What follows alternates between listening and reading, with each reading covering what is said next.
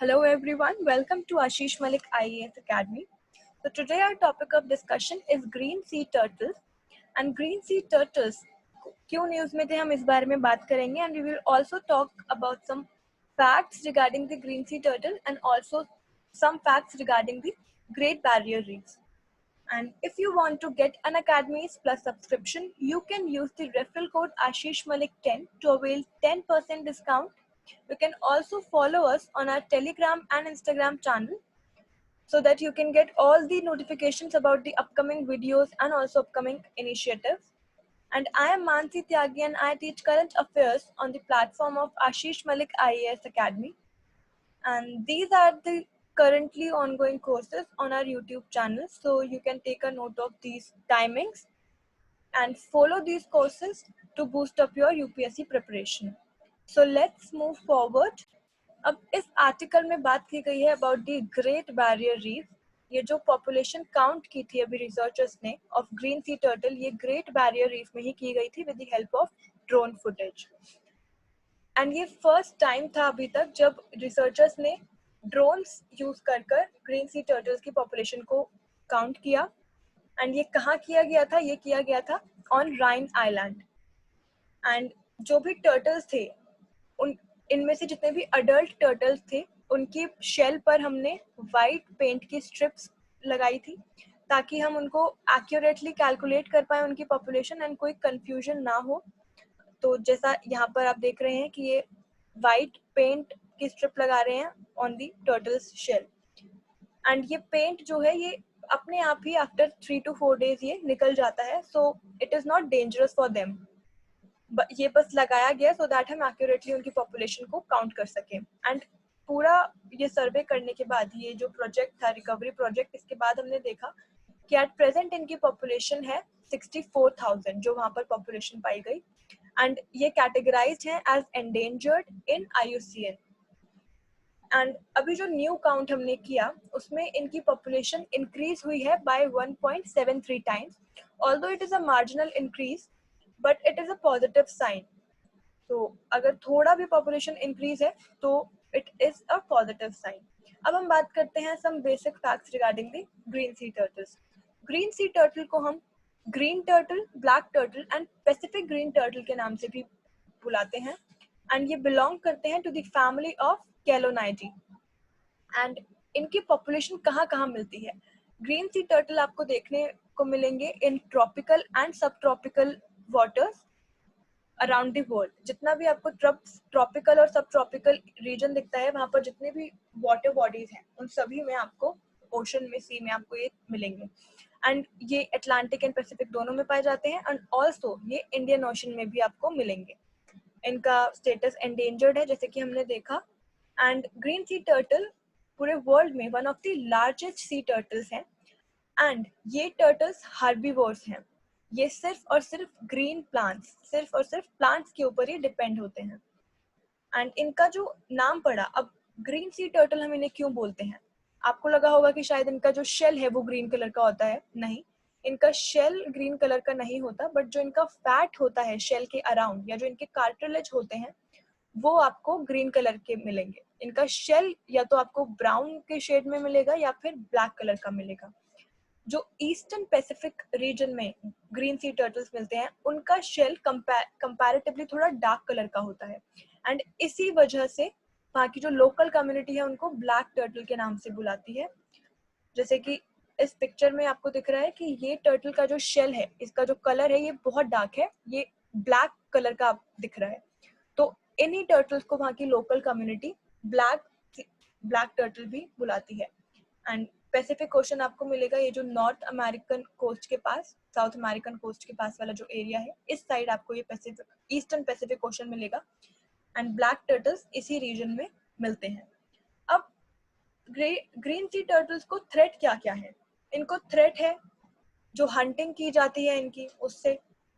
And हम जो हमारे फिशरमैन हैं उनके नेट बहुत बार होता है कि जैसे कि कुछ खराब फिशिंग गियर्स हैं वो हमने ऐसे ही डिस्पोज कर दिए ओशन में, तो ये लोग इस तरीके से, आपको यहाँ दिख रहा है कि ये पूरी तरीके से इसमें फंस चुका है जो टर्टल है.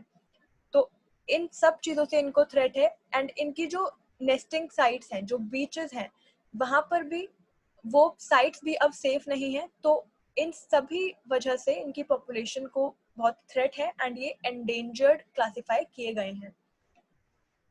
अब हम बात करते हैं about the great barrier reef.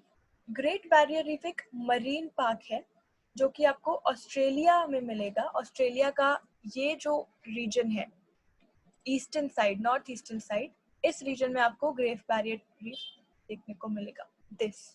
ये जो साइड में यहाँ कोस्ट लाइन है यहाँ पर, एंड इसका जो साइज है अप्रोक्सीमेटली, आप यहाँ देख रहे हैं कि ये जो साइज है अप्रोक्सीमेटली इटली का जो पूरा साइज है उसके ऑलमोस्ट उस रफली उतना ही इस ग्रेट रीफ बैरियर का साइज आपको देखने को मिलेगा। एंड यहाँ पर आपको डिफरेंट वैरायटी मिलेंगी शिप फिशेस की, शार्क्स की, and soft and hard corals भी आपको मिलेंगे।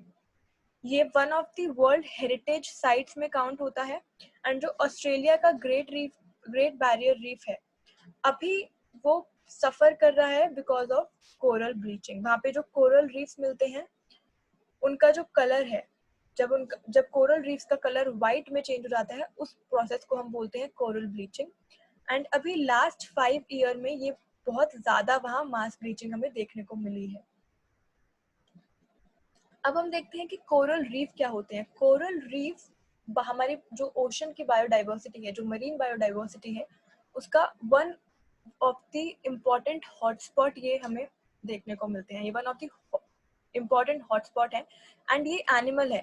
तो अगर आप कभी कोरल रीफ्स देखें, ये जो आपको ओशंस में मिलेंगे, जो आपको एकदम बॉटम में ओशन के मिलेंगे, तो ये प्लांट्स नहीं होते, ये एनिमल्स ही हैं। जैसे कि जेली फिश होती हैं, उनके तरीके से ये उन्हीं की तरह सेम क्लास में ये आते हैं coral reefs. And they consist of individual polyps that get together and build reefs. अब इस पिक्चर में जैसा आपको दिख रहा है कि ये एक एक पॉलिप है, ये पूरा एक पॉलिप है कोरल का। एंड जब ये एक पॉलिप एंड इसका जो अपर पोर्शन होता है, ये जो पार्ट है, ये बहुत सॉफ्ट होता है, लेकिन इनका जो बेस है वो एकदम हार्ड स्केलेटन का बना होता है। एंड जब ये किसी रॉक पर, किसी भी, अब आपने देखा ये स्केलेटन जो है बहुत ही हार्ड प्रोटेक्टिव लाइमस्टोन का बना होता है। एंड ये लाइमस्टोन कैसे बनता है, जो कोरल रीफ है, वाटर में जितना भी CO2 प्रेजेंट है उसको वो कन्वर्ट करते हैं इन लाइमस्टोन एंड उससे इनका ये स्केलेटन बनता है। एंड जब ये पॉलिप अपने आप को अटैच कर लेते हैं किसी भी रॉक से, जो कि सी फ्लोर पे बहुत सारे रॉक्स प्रेजेंट हैं, उन पर जब ये अटैच हो जाते हैं, उसके बाद ये खुद को डिवाइड करना स्टार्ट करते हैं एंड अपनी कॉलोनी बनाते हैं। इस तरह जैसे ये अलग अलग पॉलिप्स हैं, डिफरेंट डिफरेंट पॉलिप हैं, लेकिन उनकी कॉलोनी अब यहाँ पर बन चुकी है। उन्होंने अपने आप को रिप्रोड्यूस कर कर कर बहुत अपने आप को डिवाइड कर कर कर इतनी बड़ी कॉलोनी बना ली है। एंड इनकी बहुत तरह की आपको डाइवर्सिटी देखने को मिलेंगी। यहाँ पर डिफरेंट डिफरेंट तरह के इस पिक्चर में आपको कोरल रीफ मिलेंगे। अब इनका सिग्निफिकेंस क्या है? कोरल रीफ सपोर्ट करते हैं वाइड रेंज ऑफ स्पीशी। ये हेल्प करते हैं maintaining the quality of coastal biosphere also.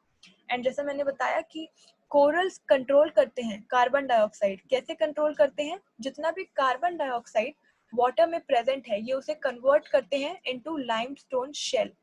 And अगर ये प्रोसेस नहीं होता, अगर वो जो कार्बन डाइऑक्साइड प्रेजेंट है हमारे ओशन वाटर में, अगर ये उसे कन्वर्ट नहीं करेंगे, तो उससे जो ओशन में कार्बन डाइऑक्साइड का अमाउंट है वो इंक्रीज होता रहेगा and eventually it will affect the ecological niche. जितनी भी मरीन डाइवर्सिटी है, जितने भी मरीन एक्वेटिक एनिमल्स हैं, उनको इस चीज से खतरा होगा, क्योंकि कार्बन डाइऑक्साइड ज्यादा इंक्रीज होगी तो ऑक्सीजन लेवल रिड्यूस होगा and it will affect their ecological niche.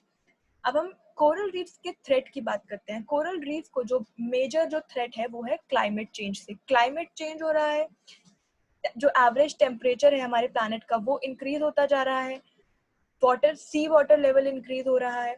And जब टेम्परेचर इंक्रीज हो रहा है तो एक टाइम आएगा कि जो हमारा सी का सर्फेस टेम्परेचर है वो भी इंक्रीज होगा। एंड वो धीरे धीरे इंक्रीज हो रहा है, जो सी सर्फेस टेम्परेचर है। एंड टेम्परेचर इंक्रीज होने की वजह से जो इनकी टॉलरेंट लिमिट है, उससे ज्यादा अगर टेम्परेचर जाएगा तो it will result in bleaching. अब ये ब्लीचिंग कैसे होती है? जब ओशन वाटर बहुत ज्यादा गर्म हो जाएगा, बहुत ज्यादा वार्म हो जाएगा, तो कोरल्स के बॉडी में जो एल्गे प्रेजेंट है ये जो आपको कलर दिख रहा है, it is because of the algae. And अगर वाटर बहुत ज्यादा वार्म हो गया तो ये कोरल अपनी बॉडी से एल्गे को एक्सपेल करना शुरू कर देगा, वो उसको अपने पास नहीं कंटेन करके नहीं रख पाएगा। एंड जैसे जैसे एल्गे एक्सपेल होगा कोरल रीफ की बॉडी से, तो उनके जो टिश्यू है वो धीरे धीरे कंप्लीटली वाइट कलर के टर्न होने लग जाएंगे, चेंज हो जाएगा उनका कलर इनटू वाइट। एंड इस पूरे प्रोसेस को हम बोलते हैं coral bleaching. And when a coral bleaches, जब ये कलर इनका चेंज हो गया into the white, it is not dead. इसका ये मतलब नहीं है कि वो उनकी जो पॉपुलेशन है वो डेड है, नहीं। कोरल तब भी सरवाइव कर सकते हैं कोरल ब्लीचिंग के इवेंट को, लेकिन कोरल ब्लीचिंग अगर हो जाती है तो उसके बाद इनकी जो पॉपुलेशन है वो और भी ज्यादा स्ट्रेस के अंदर आ जाती है। एंड अगर ये और ज्यादा होता गया, अगर कोरल ब्लीचिंग होने के बाद और ज्यादा ये टेम्परेचर पानी का ज्यादा होता गया, बढ़ता गया, तो eventually it will result into the mortality. उसके बाद इनकी पॉपुलेशन धीरे धीरे खत्म होने लगेगी। तो अभी हमने बहुत सारे स्टेप्स भी लिए हैं टू कंटेन कोरल ब्लीचिंग। अब इस पिक्चर में आप देखिए कि पहले इस कोरल रीफ का कलर इस तरह का था और धीरे धीरे जब कोरल ब्लीचिंग हुई तो पूरा ये वाइट होने लगा। तो इसको कंटेन करने के लिए जो हमारा एक, हमें क्या जरूरत है कि हम अपना जो क्लाइमेट चेंज है उसको रोकें। क्लाइमेट चेंज, इतना जो टेम्परेचर इंक्रीज हो रहा है, हमें उस टेम्परेचर राइज को हमें कंट्रोल करने की जरूरत है, तभी हम कोरल ब्लीचिंग को हम रोक पाएंगे। So this is all about in this video. So I hope you like this video. So please do like, share and subscribe. Thank you.